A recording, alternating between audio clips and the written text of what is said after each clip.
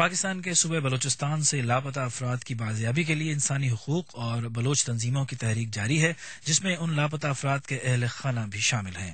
اس عرصے میں لاپتہ افراد کے اہل خانہ اور خاص طور پر ماؤں، بہنوں اور بیٹیوں کے جذبات اور احساسات زیادہ تکلیف دہ نظر آتے ہیں، جن کی سوچوں، خیالوں کا محور صرف ان کے لاپتہ رشتہ دار ہیں۔ کراچی سے ریاض سہیل کی رپورٹ۔ ہانی بلوچ کے والد سفیر بلوچ گزشتہ سال پاکستان کی آزادی کے دوسرے روز اس وقت سول اسپتال پنجگور سے لاپتہ ہو گئے جب وہ دوا لینے گئے تھے۔ ہانی 5 بہن بھائیوں میں سب سے بڑی ہیں۔ تب سے لے کر اب تک جو ہے نا ہماری فیملی معاش کا کوئی بھی ذریعہ نہیں ہے، صرف وہی تھے جو ہمارے گھر میں کمانے والے تھے۔ ان کی تنخواہ بھی بند کروا دی گئی ہے اگست سے لے کر اب تک۔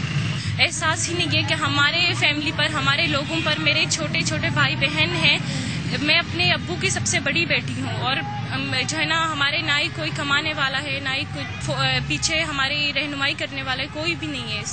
ذاکر مجید 8 جون 2008 کو مستونگ سے لاپتہ ہوئے۔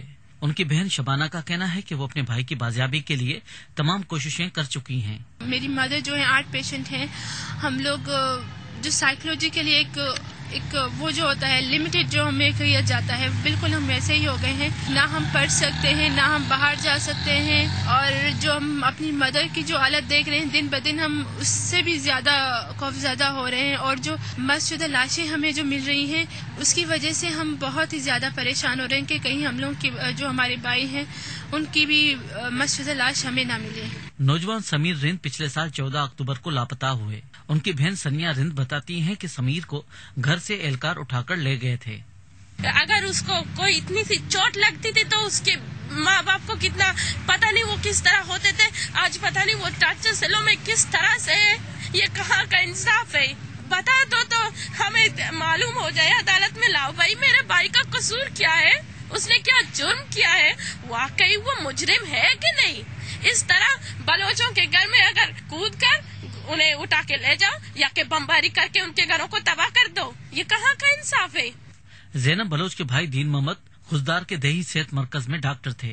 وہ بتاتی ہیں کہ 28 جون 2009 کو ان کے بھائی کو سادہ کپڑے پہنے ہوئے لوگ اٹھا کر لے گئے۔ سب مینٹلی ٹارچر ہیں اور سب ہر روز پریشان ہیں، اور ان کے بچے ہر روز ان کے بارے میں پوچھتے ہیں، اور ہم انہیں کچھ بھی جواب نہیں دے سکتے، اور ان کی ایک ماں ہے اور وہ بھی بہت ہی پریشان ہے اور ہر روز اپنے بیٹے کے بارے میں پوچھتی ہے۔ وہ عبدالجلیل ریکی 13 فروری 2009 سے لاپتہ ہیں۔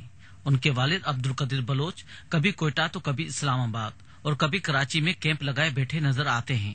جلیل کی بہن ہانی ریکی کا کہنا ہے کہ ان کی زندگی زہر بن چکی ہے۔ کسی کے بھائی اور کسی کے بیٹے کو اور کسی کے پتی کو نہ اٹھا لیا جائے تو اس پر کیا بکری ہوگی۔ یہی ہم پریشان ہیں کہ کب پتہ نہیں ہو کہ سال میں ہے۔ ہماری تو کوشش ہے، ہم اپنی کوشش کر رہے ہیں۔ ارشاد بلوچ اور کمبر چاکر 26 نومبر 2010 کو تربت سے لاپتہ ہوئے۔ ارشاد کی بہن زر خاتون کا کہنا ہے کہ انہیں خفیہ اداروں کے اہلکار اپنے ساتھ لے گئے اور بعد میں کمبر چاکر کی انہیں لاش ملی۔ کچھ دنوں پہلے کمبر چاکر میرے کزن کی لاش برہمد ہوئی اور میرا بھائی ابھی تک لاپتہ ہے۔ کزن بھی ہمارے بھائی جیسے ہے، تو ان کی لاش ہمارے سامنے ہو تو آپ لوگ خود سوچیں، آپ کا بھائی یا آپ ہسبینڈ یا آپ کا فادر آپ کے سامنے اب لاش ہو تو آپ کو کیا فیلنگس ہوتی ہے۔ جس پر گزرتی ہے اسے خود پتا چلتا ہے کہ اس پر کیا ہوتی ہے۔ دوسری جانب international voice for Baloch missing persons اور بلوچ رائٹس کونسل کی جانب سے اقوام متحدہ کے سیکرٹری جنرل، امریکی صدر باراک اوباما، صدر پاکستان اور چیف جسٹس سپریم کورٹ کو ہزاروں دستخطوں کے ساتھ ایک یادداشت نامہ بھیجا گیا ہے، جس میں انہیں بلوچستان میں لوگوں کی گمشدگیاں اور زیر حراست ہلاکتوں کی روک تھام میں کردار ادا کرنے کی گزارش کی گئی ہے۔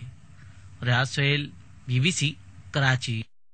لاپتہ بلوچ اور ان کے اہل خانہ، اس مسئلے پر یا کسی